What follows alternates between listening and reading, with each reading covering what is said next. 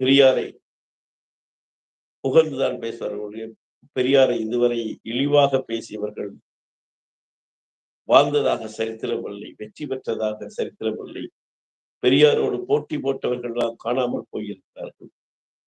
ஒரு மண்ணில் மறைந்துவிட்ட ஒரு மாமனிதரை பற்றி இழிவாக பேசுவது ஒரு சரியான ஒரு ஒரு குறிக்கோள் அல்ல. உங்கள் குறிக்கோள் என்ன? தேர்தலில் வெற்றி பெறுவது. உங்களுக்கு ஆளுங்கட்சி செய்கின்ற தவறுகளை சுட்டிக்காட்ட வேண்டும் ஒழிய மற்ற தலைவர்கள் செய்துவிட்ட காரியங்களை தவறு என்று கூறுவதற்கு உங்களுக்கு ஒன்று பெரியாரை தவறு என்று கூறுவர்கள் அதற்கு தகுதி படைத்திருக்க வேண்டும். பெரியாரை விட, அண்ணாவை விட, காமராஜரை விட, பாரதியாரை விட, பாரதிதாசனை விட உயர்ந்த மனிதனாக இருக்கின்ற பொழுதுதான் அவர் ஒரு மாபெரும் மனிதனை, ஒரு பெரியாரை நாம் இகழ்ந்து பேச முடியும். பெண்ணுரிமையை கொடுத்தது பெரியார் தான். உயர்கல்வி அனைவரும் படிக்க வேண்டும் சொல்லியது பெரியார் தான். இந்த மாதிரி பெரிய பெரிய திட்டங்களை, பெண்கள் வேலைக்கு போக வேண்டும், பொருளாதாரத்தை உயர வேண்டும் என்று கற்றுக் கொடுத்தது பெரியார் தான். மறுமணம் செய்து கொள்ள வேண்டும் என்று சொல்லியது பெரியார் தான். இது போன்ற புதிய புதிய பெரிய பெரிய சமூக நல திட்டங்களை, சமூக பார்வைகளை கொண்டு வந்தவர் மாபெரும் தலைவர் பெரியார் தான். அப்படிப்பட்ட பெரியாரை இகழ்ந்து சீமான் அவர்கள் பேசுவது ஏற்றுக்கொள்ள முடியாது. நீங்கள் செய்ய வேண்டியது, அதாவது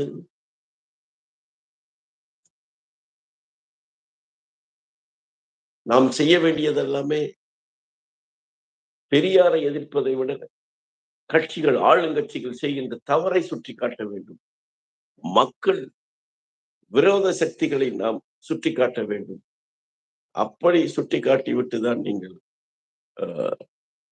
வாக்குகளை பெற வேண்டும் ஒழிய இறந்து போன தலைவர்களை இழிவாக பேசுவது ஏற்றுக்கொள்ள முடியாத ஒன்று.